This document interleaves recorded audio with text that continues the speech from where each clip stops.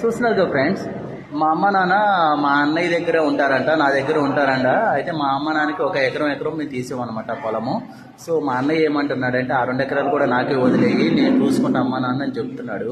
Sir ఆయన మాటల్లో నేను విందాం. చెప్పన్నా. అదిగా సార్, ఇప్పుడు అమ్మ అనే ఇద్దరికి సమానమే. అయితే పెద్దవాడి కాడ నా కాడనే ఉంటాడు, చిన్నవాడి కాడ ఉండనంటుంది. అది మరి ఏది ఉన్నా సరే, అది ఆమెకి ఏవైతే తీసిరో ఆ భూమి పరంగా కానీ పైసల రూపాయల పరంగా కానీ మరి ఎవరి కాడ ఉంటుందో వాళ్ళకనే వాళ్ళకే వర్తిస్తుంది కదా. అది మీరు కూడా ఆలోచించండి, గ్రహించండి, న్యాయమా కాదన్నది. ఎందుకంటే మన ఇంట్లో ఆడవాళ్ళు కూడా నచ్చి చెప్పుకోవాలి కదా. ఇప్పుడు వాళ్ళు మనం బయటికి వెళ్ళిపోతే ఎన్నో పనుల మీద ఎన్నో విధాలుగా మనం సతమతం వేస్తాం. లేడీస్ కూడా మీరు ఇట్లా ఎందుకు ఒప్పుకున్నారని చెప్పేసి అంటే నేను కూడా సమాధానం చెప్పుకోలేను కదా. కాబట్టి న్యాయాన్ని మీరు కూడా ఆలోచించండి. తమ్ముడికి అన్యాయం చేయాల్సిన అవసరం నాకు లేదు.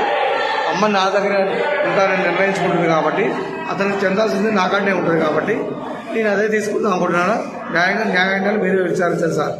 ఓకే, చూస్తున్నారు కదా ఫ్రెండ్స్, మీరు ఇది కామెంట్ రూపంలో తెలియజేయండి.